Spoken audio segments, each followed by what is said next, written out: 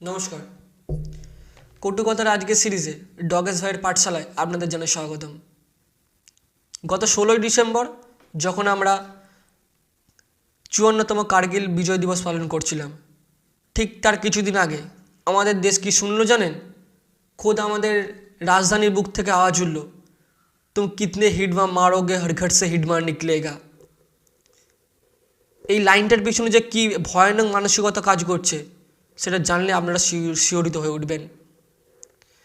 কি ভয়ঙ্কর এক মানসিকতার বীজ যে আমাদের সমাজের মধ্যে রোপণ করা হয়েছে এবং সেটা যে আমাদের সমাজকে কীভাবে গিলে খাচ্ছে সেটার ধারণা অন্তত আমার মনে হয় 70% মানুষের নেই। এখন অনেকের মনে প্রশ্ন রয়ে হিডমাকে। এই হিডমা সম্পর্কে আমি কটা ছোট্ট তথ্য আপনাদের দিয়ে রাখি।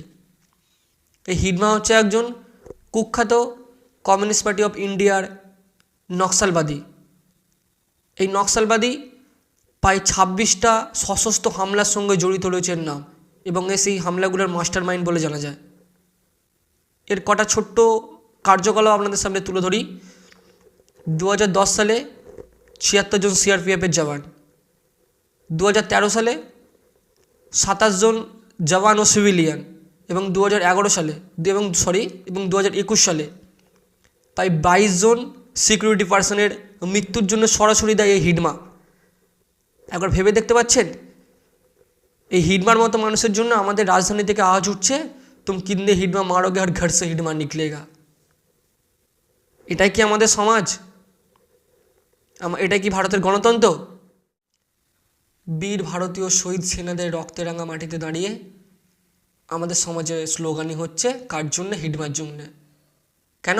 তার একটাই কারণ, আমরা নাকি বিশ্বের সবথেকে বড় গণতান্ত্রিক দেশ, আমরা সমাজতান্ত্রিক দেশে বাস করি। কই এই কমিউনিস্ট পার্টি অফ ইন্ডিয়ার কারো মুখ থেকে তো শুনি না যে প্রত্যেক ঘর থেকে নেতাজির আদর্শ নিয়ে মানুষ বেরিয়ে আসুক, প্রত্যেক ঘর থেকে ছেলেরা এপিজে আব্দুল কালামের আদর্শ নিয়ে বড় হয়ে উঠুক। এদের মুখ থেকে তো আমরা এইসব শুনতে পাই না। এদের মুখ থেকে আমরা কাদের নাম শুনি? হিডমা, আফজাল গুরু, কাসাব, এদের মতো লোকেদের। একবার ভেবে দেখুন আমাদের সমাজ কোথায় এগোচ্ছে। এই প্রসঙ্গে একটাই কথা মনে পড়ে, একটাই কথা বলতে ইচ্ছা করে, उस घर में घुस के मारूंगा जिस घर से हिडमा निकलेगा, वो कोक नहीं पालने दूंगा जिस कोक में हिडमा जन्मेगा। नमस्कार। যদি ভিডিওটি ভালো লেগে থাকে পাশে থাকবেন। সমাজে হয়ে চলা প্রতিনিয়ত দুর্নীতির বিরুদ্ধে কটু কথা তারা আওয়াজ তুলেছে, আওয়াজ তুলছে, আওয়াজ তুলবে। নমস্কার, ভালো থাকবেন।